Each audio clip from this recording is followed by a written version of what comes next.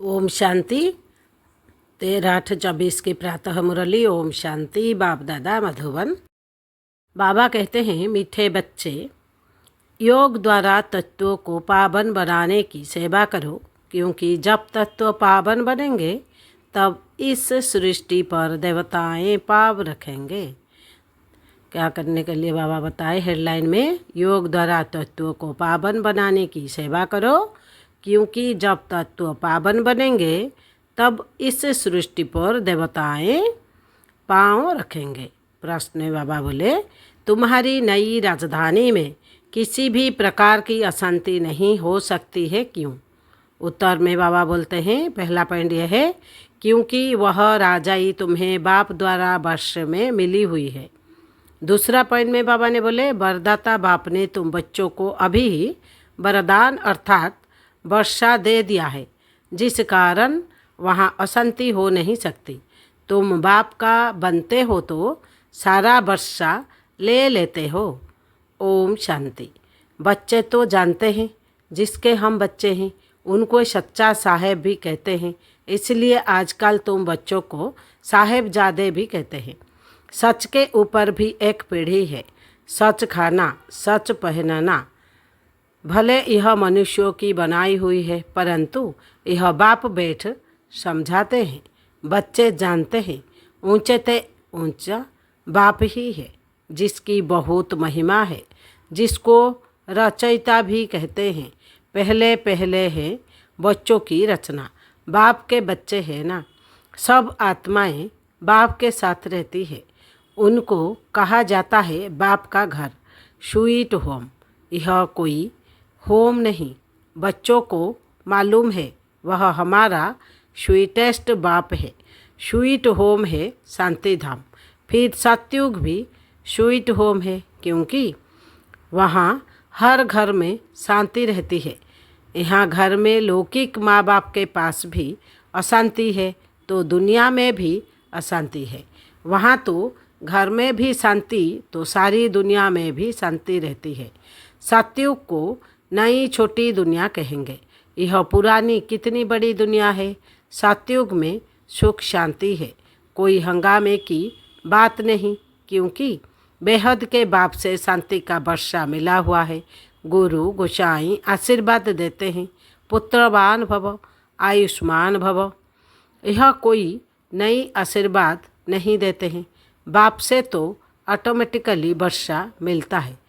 अब बाप ने तुम बच्चों को स्मृति दिलाई है, जिस परलौकिक बाप को भक्ति मार्ग में सभी धर्म वाले याद करते हैं।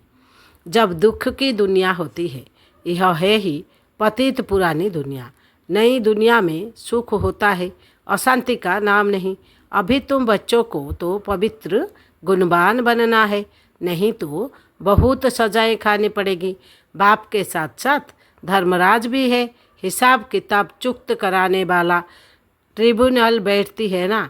पापों की सजाएं तो जरूर मिलनी है। जो अच्छी रीति मेहनत करते हैं वह थोड़े ही सजाएं खाएंगे। पाप की सजा मिलती है, जिसको कर्म भोग कहा जाता है। यह तो रावण का पराया राज्य है, इसमें अपार दुख है। राम राज्य में अपार सुख होते हैं। तुम समझाते हो, तुम समझाते तो बहुतों को हो, फिर कोई झट समझ जाते। बाबा क्या बोले? तुम समझाते तो बहुतों को हो, फिर कोई झट समझ जाते हैं और कोई देर से समझते हैं। कम समझते हैं तो समझो, इसने भक्ति देरी से की है। जिसने शुरू से भक्ति की है वह ज्ञान को भी जल्दी समझ लेंगे, क्योंकि उनको आगे नंबर में जाना है। तुम जानते हो, हम आत्माएं स्वीट होम से यहाँ आई है। साइलेंस मूवी टाकी है ना। बच्चे ध्यान में जाते हैं तो सुनाते हैं कि वहाँ मूवी चलती है। उनका कोई ज्ञान मार्ग से ताल्लुक नहीं। मुख्य बात है, अपने को आत्मा समझ बाप को याद करो, बस औरों की बात नहीं। बाप निराकार, बच्चे भी यानी आत्मा भी इस शरीर में निराकार है, और कोई बात ही नहीं उठती। आत्मा का लाभ तो एक परमपिता परमात्मा के साथ ही है। शरीर तो सब पतित है, तो पतित शरीर से लाभ हो न सके। आत्मा भले पावन बन जाती है, परंतु शरीर तो पतित है। पतित दुनिया में शरीर पावन बनता ही नहीं। आत्मा को तो पावन यहाँ बनना है, तब इन पुराने शरीरों का विनाश होगा। आत्मा तो अविनाशी है। आत्मा का काम है बेहद के बाप को याद कर पावन बनना। आत्मा पवित्र है तो शरीर भी पवित्र चाहिए, वह मिलेगा नई दुनिया में। आत्मा भले पावन बन जाए, आत्मा को एक परमपिता परमात्मा के साथ ही योग लगाना है। बस इस पतित शरीर को तो टच भी नहीं करना है। यह आत्माओं से बाप बात करते हैं। समझने की बातें हैं ना। सतयुग से लेकर कलयुग तक शरीरों के साथ लटके हो। भले वहाँ आत्मा और शरीर दोनों पवित्र है, वहाँ विकार में जाते नहीं, जिससे शरीर या आत्मा विकारी बने। बल ब्रह्मचारी भी होते हैं, टच करने नहीं देते। तुम जानते हो, उन्हों की आत्मा कोई निर्विकारी पवित्र नहीं होती। यह एक बाल ब्रह्मचारी पथ है, जो अपने को ऊंच कुल वाले समझते हैं, ऊंच कुल वाले समझते हैं। शरीर को भी टच करने नहीं देते हैं। यह नहीं समझते कि हम विकारी अपवित्र है। शरीर तो भ्रष्टाचार से पैदा हुआ है। यह बातें बाप आकर समझाते हैं। आत्मा पावन बनती जाती है तो फिर शरीर भी बदली करना पड़े। पावन शरीर तो तब बने जब 5 तत्व भी पावन बन जाए। सतयुग में तत्व भी पवित्र होते हैं, तब शरीर भी पवित्र बनते हैं। देवताएं पतित शरीर में पतित धरनी पर पैर नहीं रखते हैं। उनकी आत्मा और शरीर दोनों पवित्र पावन होते हैं, इसलिए वह सतयुग में ही पैर धरते हैं। यह है पतित दुनिया। आत्मा परलौकिक बाप परमात्मा को याद करती है। एक है शारीरिक बाप, एक है अशरीर बाप। अशरीर बाप को याद करते हैं क्योंकि उनसे ऐसा सुख का वर्षा जरूर मिला है, तो याद करने बिगर रह नहीं सकते। भले इस समय तुम प्रधान बने हैं तो भी उस बाप को जरूर याद करते हैं, परंतु यह फिर उल्टी शिक्षा मिलती है कि ईश्वर सर्वव्यापी है। फिर इस बातों में भी मूंझ पड़ते हैं कि मनुष्य मनुष्य ही बनता है। यह सब भूले बाप आकर समझाते हैं। बाप एक ही मनमनाभव का मंत्र देते हैं, उनका भी अर्थ चाहिए। अपने को आत्मा समझ बाप को याद करो, बस यही धुन लगी रहे, जिससे से तुम पावन बन सकेंगे। देवताएं पवित्र हैं, अब बाप आकर फिर से ऐसा पवित्र बनाते हैं। सामने एम ऑब्जेक्ट रख देते हैं जो भूत या मूर्ति बनाने वाले होते हैं। मनुष्य की सूरत देख झट उनका भूत बना देते हैं, जैसे कि वह जीता जागता सामने बैठा है। वह तो जड़भूत हो जाते हैं। यहाँ बाप तुमको कहते हैं, तुमको ऐसा चैतन्य लक्ष्मी नारायण बनना है। कैसे बनेंगे? मनुष्य से देवता तुम इस पढ़ाई और प्यूरिटी से बनेंगे। यह स्कूल है ही मनुष्य से देवता बनने का। वह जो भूत आदि बनाते हैं उसको आर्ट कहा जाता है। हुबहू वही शकल आदि बनाते हैं, इसमें हुबहू की तो बात ही नहीं। यह तो जड़ चित्र है, वहाँ तो तुम नेचुरल चैतन्य बनेंगे ना। 5 तत्वों का चैतन्य शरीर होगा। यह तो जड़ चित्र मनुष्यों का बनाया हुआ है, हुबहू तो हो ना सके, क्योंकि देवताओं का फोटो तो निकल ना सके। ध्यान में भले साक्षात्कार करते हैं, परंतु फोटो निकल ना सके। कहेंगे हमने ऐसा दीदार किया। चित्र तो ना खुद ना कोई और बना सके।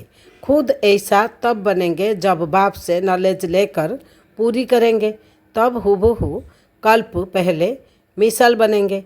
यह कैसा कुदरती वंडरफुल ड्रामा है। बाप बैठे यह कुदरती बातें समझाते हैं। मनुष्यों को तो यह बातें ख्याल में भी नहीं रहती है। उन्हों के आगे जाकर माथा टिकते हैं, समझते हैं यह राज्य करके गए हैं, परंतु कब यह पता नहीं है। फिर कब आएंगे वा क्या करेंगे कुछ पता नहीं। तुम जानते हो सूर्यवंशी चंद्रवंशी जो होकर गए हैं वह हुबहू फिर से बनेंगे जरूर। इस नॉलेज से वंडर है ना। तो अब बाप समझाते हैं, ऐसा पुरुषार्थ करने से तुम शो देवता बनेंगे। एक्टिविटी वही चलेगी जो सतयुग त्रेता में चली है। कितना वंडरफुल ज्ञान है।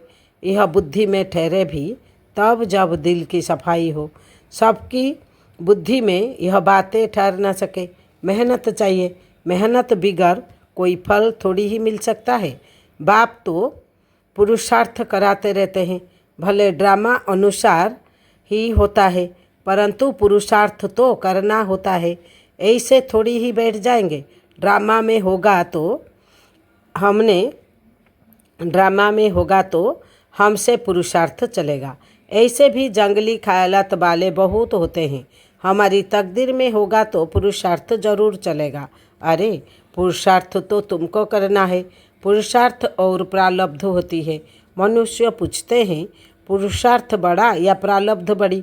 अब बड़ी तो प्रारब्ध होती है, परंतु पुरुषार्थ को बड़ा रखा जाता है, जिससे प्रारब्ध बनती है।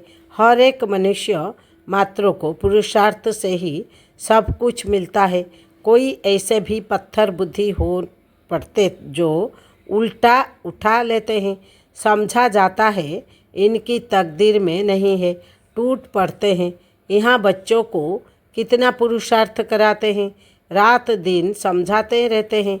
अपने कैरेक्टर्स जरूर सुधारने हैं। नंबर 1 कैरेक्टर है पावन बनना। देवता तो है ही पावन, फिर जब गिर पड़ते हैं, कैरेक्टर्स बिगड़ते हैं तो एकदम पतित बन जाते हैं। अभी तुम जानते हो हमारा तो ये बन कैरेक्टर था, फिर एकदम गिर पड़े। सारा मदार है पवित्रता पर। इसमें ही बहुत डिफ़िकल्टी होती है। मनुष्यों की आंखें बहुत धोखा देती है, क्योंकि रावण का राज्य है, वहाँ तो आंखें धोखा देती ही नहीं। ज्ञान का तीसरा नेत्र मिल जाता है। इसलिए रिलीजन इज माइट कहा जाता है। सर्वशक्तिमान बाप ही आकर के यह देवी देवता धर्म स्थापन करते हैं। भले करती तो सब आत्मा है, परंतु मनुष्य के रूप में करेगी। वह बाप है ज्ञान का सागर। देवताओं से इनकी महिमा बिल्कुल अलग है, तो ऐसे बाप को क्यों नहीं याद करेंगे। उन्हों को ही नॉलेजफुल बीज रूप कहा जाता है। उनको सतचित आनंद क्यों कहा जाता है। झाड़ का बीज है, उनको भी झाड़ का मालूम तो है ना, परंतु वह है जड़ बीज। उनमें आत्मा जैसे जड़ है, मनुष्य में है चैतन्य आत्मा। चैतन्य आत्मा को ज्ञान का सागर भी कहा जाता है। झाड़ छोटे से बड़े होते हैं तो जरूर आत्मा है, परंतु बोल नहीं सकती। परमात्मा की महिमा कितनी है। ज्ञान का सागर, यह महिमा आत्मा की नहीं, परम आत्मा माना परमात्मा की गाई जाती है। फिर उनको ईश्वर आदि कहते हैं। असूल नाम है परम पिता परमात्मा। परम अर्थात सुप्रीम। महिमा भी बड़ी भारी करते हैं। अभी दिन प्रतिदिन महिमा भी कम होती है, क्योंकि पहले बुद्धि शो तो थी, फिर रोजो तमो प्रधान बन जाती है। यह सब बातें बाप आकर समझाते हैं। मैं हर 5000 वर्ष बाद आकर पुरानी दुनिया को नई दुनिया बनाता हूँ। गायन भी है ना, सतयुग आदि है भी सत, होशी भी सत। कोई पीढ़ी अच्छी बनाई हुई है, क्योंकि वह तो फिर भी इतने पतित नहीं है। पीछे आने वाले इतने पतित नहीं होते। भारतवासी ही बहुत सतो प्रधान थे, वही फिर बहुत जन्मों के अंत में तमो प्रधान बने हैं। और धर्म स्थापक के लिए ऐसे नहीं कहेंगे। वह ना इतना सतो प्रधान बनते, ना इतना तमो प्रधान बनना है। ना बहुत सुख देखा है, ना बहुत दुख देखेंगे। सबसे जास्ती तमो प्रधान बुद्धि किसकी बनी है। जो पहले पहले देवता थे, वही सब धर्म से जास्ती गिरे हैं। भले भारत की महिमा करते हैं, क्योंकि बहुत पुराना है। विचार किया जाए तो इस समय भारत बहुत गिरा हुआ है। उत्थान और पतन भारत का ही है, अर्थात देवी देवताओं का है। यह बुद्धि से काम लेना है। हमने सुख भी बहुत देखे हैं जब सतो प्रधान थे, फिर दुख भी बहुत देखे हैं क्योंकि तमो प्रधान है। मुख्य है ही 4 धर्म, डिटिज्म, इस्लामिज्म, बुद्धिज्म और क्रिश्चियनिज्म। बाकी इनसे बुद्धि होती गई है। इन भारतवासियों को तो पता ही नहीं पड़ता कि हम किस धर्म के हैं। धर्म का मालूम न होने कारण धर्म ही छोड़ देते हैं। वास्तव में सबसे मुख्य धर्म है यह, परंतु अपने धर्म को भूल गए हैं। जो समझ सयाने हैं वह समझते हैं इन्हों का अपने धर्म में ईमान मीन्स विश्वास नहीं है। नहीं तो भारत क्या था, अभी क्या बना है। बाप बैठ समझाते हैं, बच्चे तुम क्या थे, सारी हिस्ट्री बैठ समझाते हैं। तुम देवता थे, आधा कल्प राज्य किया, फिर आधा कल्प के बाद रावण राज्य में तुम धर्म भ्रष्ट कर्म भ्रष्ट बन गए। अभी फिर तुम दैवी संप्रदाय के बने रहे हो। भगवान बाप कल्प कल्प तुम बच्चों को ही समझाकर ईश्वरीय संप्रदाय बनाते हैं। अच्छा, मीठे मीठे सिखिलद्धे बच्चों प्रति माता पिता बाप दादा का याद प्यार और गुड मॉर्निंग। रूहानी बाप की रूहानी बच्चों को नमस्ते। हम रूहानी बच्चों की रूहानी बाप दादा को गुड मॉर्निंग, याद प्यार, नमस्ते नमस्ते नमस्ते। धारणा के लिए मुख्य सार। पहला पॉइंट में बाबा ने बोले अपने दिल की सफाई से बाप के वंडरफुल ज्ञान को जीवन में धारण करना है। पुरुषार्थ से उच्च प्रारब्ध बनानी है। ड्रामा कहकर ठहर नहीं जाना है। दूसरा पॉइंट में रावण राज्य में क्रिमिनल आँखों के धोखे से बचने के लिए ज्ञान के तीसरे नेत्र से देखने का अभ्यास करना है। पवित्रता जो नंबर 1 कैरेक्टर है उसे ही धारण करना है। बाबा वरदान में क्या बोले, ब्राह्मण जन्म की जन्मपत्री को ज्ञान बाबा क्या बोले, ब्राह्मण जन्म की जन्मपत्री को जान, सदा खुशी में रहने वाले श्रेष्ठ भाग्यवान भव। विस्तार रे बाबा क्या बोले, ब्राह्मण जीवन नया जीवन है। ब्राह्मण आदि में देवी देवता है और अभी बीके हैं। ब्राह्मणों की जन्मपत्री में तीनों ही काल अच्छे से सच्चा है। जो हुआ वह भी अच्छा, और जो हो रहा है वो और अच्छा, और जो होने वाला है वह बहुत बहुत अच्छा। ब्राह्मण जीवन की जन्मपत्री सदा ही अच्छी है, गारंटी है। तो सदा इसी खुशी में रहो कि स्वयं भाग्य विधाता बाप ने भाग्य की श्रेष्ठ रेखा खींच दी, अपना बना लिया। स्लोगन, एक रस स्थिति का अनुभव करना है तो एक बाप से सर्व संबंधों का रस लो। ओम शांति, ओम शांति।